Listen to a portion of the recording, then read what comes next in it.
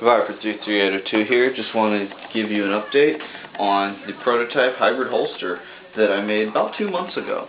I've been wearing this holster every day since I made it, and I couldn't be happier with it. It's worked out great.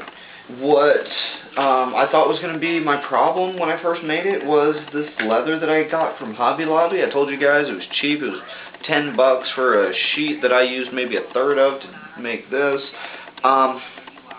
It's worked out good. I can't complain. I have gotten a leather sealant that I made out of linseed oil, beeswax, and turpentine.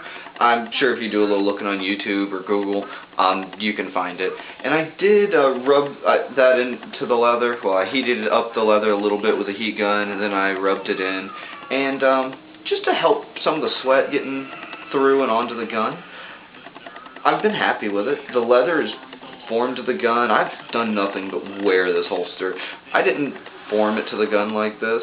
All I did was get it somewhat tight when I riveted it and adjusted the angle here just to make sure it was snug, and the pressure and moisture from my body has done everything else over the course of the last 2 months.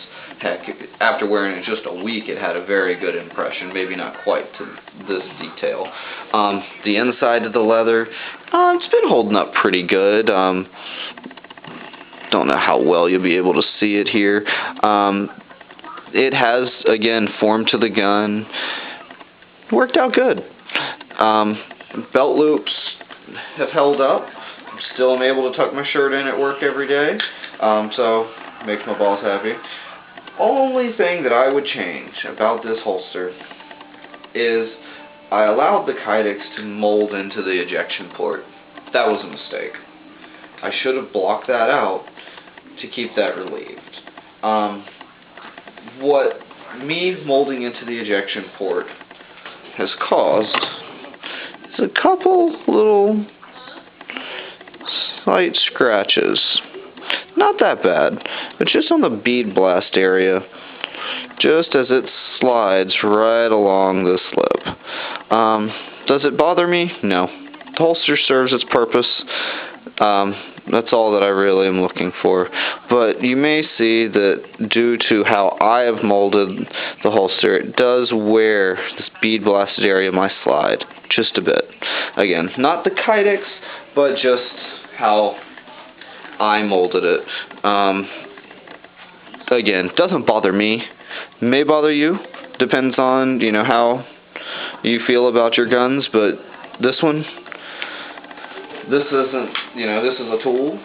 It works the same if it's clean or dirty. Don't get me wrong, always take care of your guns properly, clean them, guys. That's not what I'm trying to say at all. I don't want to hear it in the comments. But a scratch and nick isn't going to be the end of the world to me. Only other thing that I want to mention that you guys may want to consider is on my Walther PPKS, I do have a Crimson Trace grip, and I wanted to keep that laser covered. I mean, heck, that's an expensive grip. You definitely don't want to get in dirty and breaking. So you may see I built just a little flap of Kydex just to meet up to that, to keep it covered, just to help keep some dust out of it, keep it from getting hit while I'm wearing it. I've been very happy that I did that. Just one less thing to have to worry about, something else that is protected, and while still allowing me to get a full grip on the gun. So, again, I've been very satisfied with this, and the only problem that I thought I was going to have was the leather. It hasn't been an issue whatsoever, but if I were to do it again, that ejection port, guys, if you're going to be concerned about how the Kydex is going to rub coming out along your slide, make sure that you don't get any retention from this ejection port. Get all your retention from the front of this trigger guard.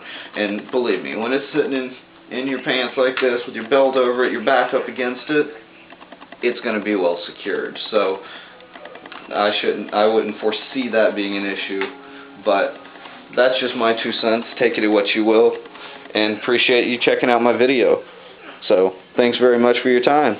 Take care. Viper33802 out.